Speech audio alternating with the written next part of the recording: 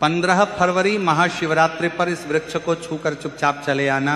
कंगाल भी बनेगा, धनवान इतना पैसा आएगा कि संभाल नहीं पाओगे, जन्मों जन्मांतर की गरीबी हो जाएगी दूर। जी हाँ भक्तों, अगर आप सही समय पर और सही मुहूर्त पर सही क्रिया अनुसार 15 फरवरी महाशिवरात्रि के दिन इस वृक्ष को छू कर आ जाते हैं तो आपकी गरीबी, दुख, कष्ट सब समाप्त हो जाएंगे। जन्मों जन्मांतर की गरीबी तत्काल हो जाएगी दूर। आपका भाग्य 7वें आसमान पर होगा। जहां भी जाओगे दौलत पीछे पीछे आएगी। लेकिन भक्तों, आपसे एक अनुरोध है कि वीडियो को पूरा ही देखें, क्योंकि पूरा देखने पर ही लाभ की प्राप्ति हो सकती है। इसलिए इस वीडियो को पूरा देखें। यदि आज आपने वीडियो को बीच बीच में से देखा, काट काट कर देखा, तो आने वाली इस महाशिवरात्रि पर आप भगवान शिव के आशीर्वाद से वंचित भी रह सकते हैं। भक्तों, इस वीडियो में हम आपको ऐसे पेड़ बताएंगे जिन्हें छूने मात्र से आपकी गरीबी दूर हो जाएगी और भगवान भोलेनाथ और मां लक्ष्मी की आप पर ऐसी कृपा होगी कि आप आने वाली महाशिवरात्रि पर करोड़पति बन जाओगे। अगर आप 15 फरवरी महाशिवरात्रि पर ये जो पेड़ हम आपको बताने वाले हैं, उन पेड़ को आप छू लेंगे तो आपकी गरीबी दूर हो जाएगी। इसीलिए भक्तों, आप अपने फायदे के लिए इस वीडियो को पूरा जरूर देखें। तो चलिए जानते हैं कि कौन से ऐसे पौधे हैं जिन्हें आपको आने वाली महाशिवरात्रि पर जरूर ही छू कर आ जाना है। लेकिन उससे पहले अगर आप इस चैनल पर नए हैं तो चैनल को सब्सक्राइब करके वीडियो को एक लाइक जरूर करें। साथ ही आप अपनी राशि को कमेंट बॉक्स में जरूर डाल दें, क्योंकि हम राशि से जुड़ा भाग्य भी बताते हैं और भाग्य में चल रही परेशानियों को तत्काल दूर करने के लिए आसान से आसान उपाय भी बताते हैं। इसलिए आप अपनी राशि कमेंट बॉक्स में जरूर डाल दें। तो भक्तों, हमारी हिंदू संस्कृति में कई तरह की पौराणिक मान्यता को महत्व दिया गया है कि कई ऐसे पेड़ पौधे होते हैं जो कि देव वृक्ष कहे गए हैं और काफ़ी शुभ भी माने गए हैं।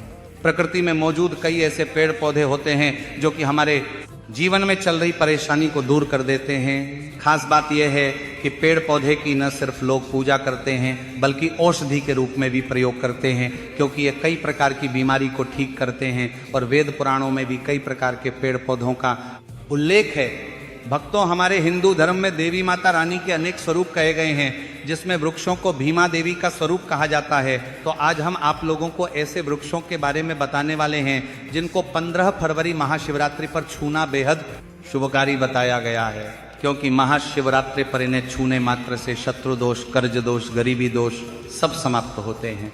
भक्तों, महाशिवरात्रि के पावन पर्व पर कुछ ऐसे वृक्ष हैं जो कि देव वृक्ष कहे गए हैं। ये देवी के स्वरूप होते हैं, माता काली के स्वरूप होते हैं और हमारे हिंदू धर्म में पेड़ पौधे को देवी देवता मान करके हम इनकी पूजा करते हैं और हमें पूजा भी जरूर करनी चाहिए।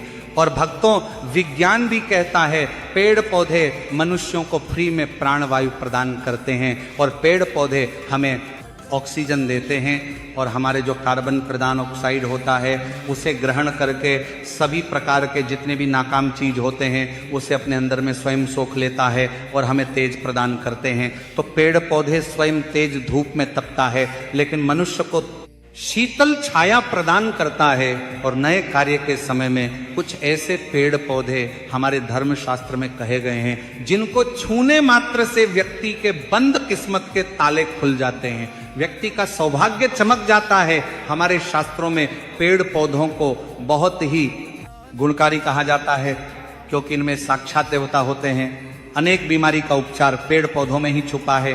पेड़ पौधों में कई जड़ी बूटियां पाई जाती हैं और भगवान श्री कृष्ण ने गीता में स्वयं कहा है कि वृक्षों में मैं पीपल का वृक्ष हूं। पीपल के वृक्ष को वृक्षों का राजा कहा जाता है, क्योंकि पीपल वृक्ष की जो आयु होती है सबसे ज्यादा होती है, सबसे अत्यधिक होती है। पीपल वृक्ष सर्वशक्तिमान होता है, पूजा पाठ में अत्यधिक इसका महत्व होता है। तो चलिए भक्तों, आज हम आप लोगों को महाशिवरात्रि पर छुए जाने वाले वृक्ष के बारे में बताने वाले हैं। तो कमेंट में ओम नमः शिवाय जरूर लिखें। भक्तों, हमारे धर्मशास्त्र में अनेक ऐसे वृक्ष हैं जो कल्याणकारी होते हैं, मंगलकारी होते हैं। अगर हम इन वृक्ष को छू लेते हैं तो आपकी सभी प्रकार की परेशानी और जो कष्ट है ये सब समाप्त हो जाते हैं। खास करके 15 फरवरी महाशिवरात्रि पर इसका असर कई लाख गुना होता है, क्योंकि इस समय अचेत जो वस्तु होती है चेतना युक्त हो जाती है। अर्थात इस समय शक्ति हमारे धरती लोक में आ जाती है।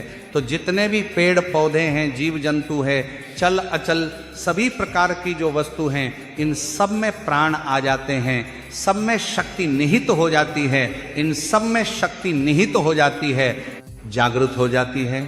और इस समय कोई भी व्यक्ति पेड़ पौधे को जाकर के छू दें, खास करके देवी स्वरूप कहे गए जो पेड़ पौधे होते हैं, जाकर के आप इसे छू के आते हैं तो आपके जीवन की परेशानी है, दुख है, तकलीफ है, कष्ट है, रोग है, बीमारी है, कला है, जीवन में चल रही बहुत बड़ी समस्या है, सब समस्या समाप्त हो जाती है। काल सर्प दोष, मंगल दोष, शनि दोष, राहु दोष तत्काल अपना असर दिखाती है और सब दोष खत्म हो जाते हैं।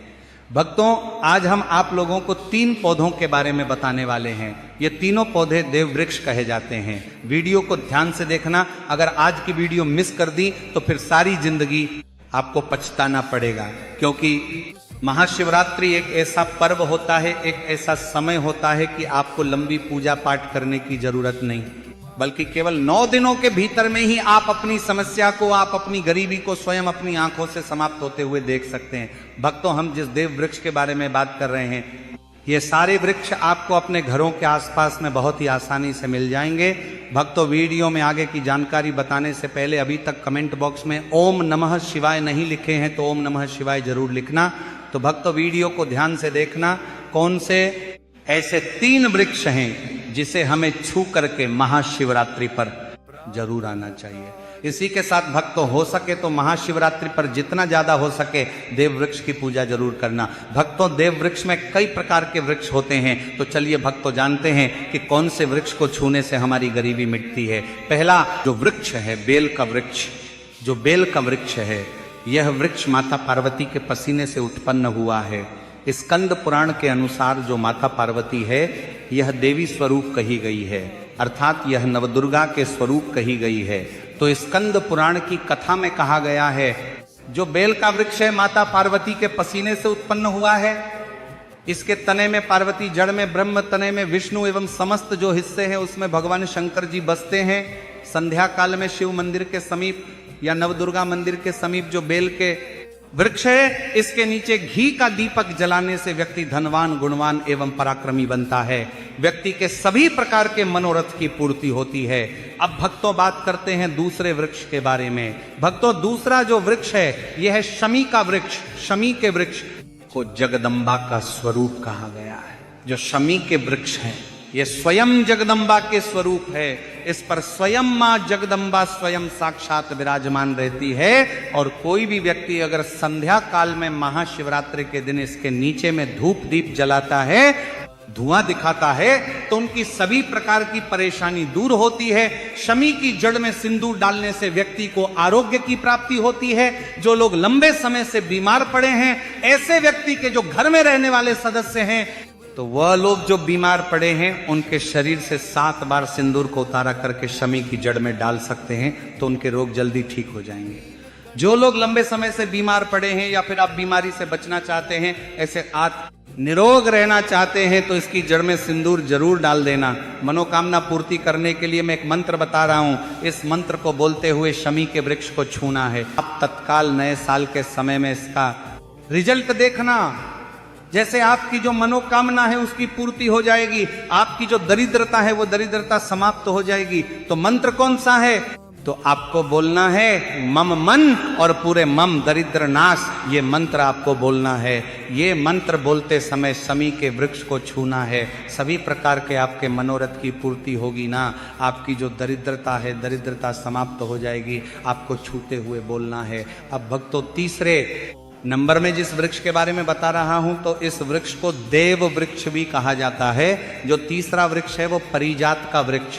पारिजात का वृक्ष समुद्र मंथन से उत्पन्न हुआ था और ये देवराज इंद्र के नंदन वन में स्थापित किया गया था।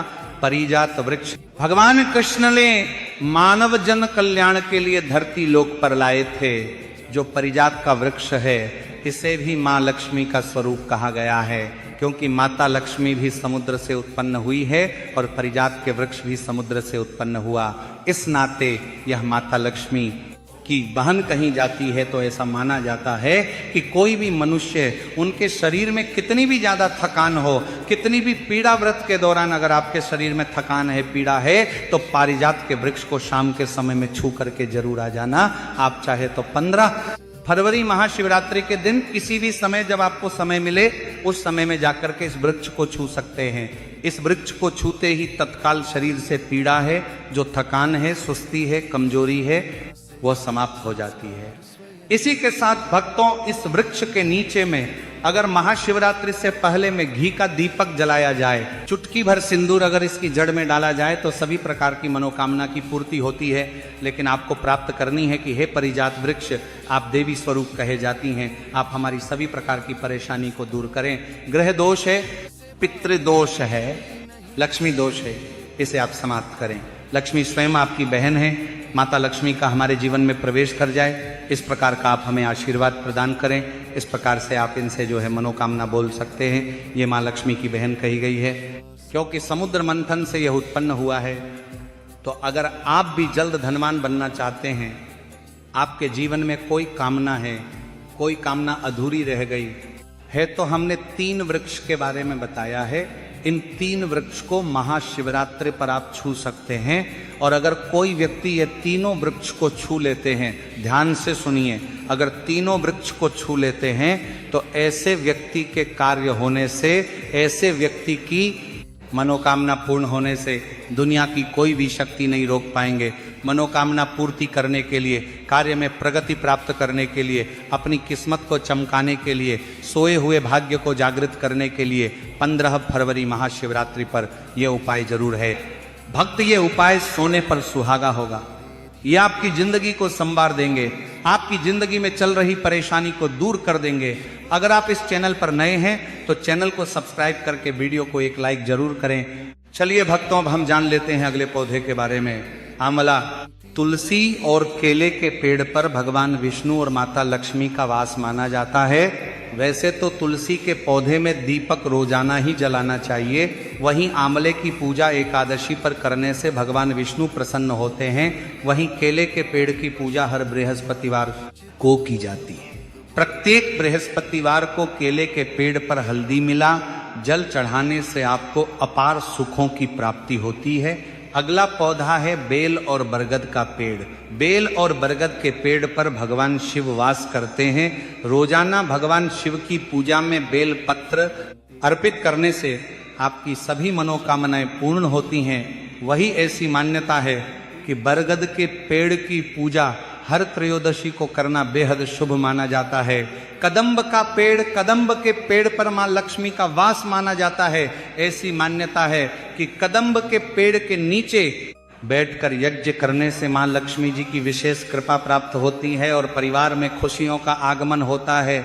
धूप घास कहते हैं, धूप घास गणपति बप्पा को सबसे ज्यादा प्रिय होती है। हर बुधवार को हल्दी लगाकर धूप घास गणेश जी को अर्पित करने से आपके काम में आ रही हर प्रकार की बाधाएं दूर होती हैं और आपको शुभ लाभ की प्राप्ति होती है। तो भक्तों, यदि आपको वीडियो से जुड़ी जानकारी उचित लगी हो तो वीडियो को लाइक और चैनल को सब्सक्राइब जरूर करें। धन्यवाद।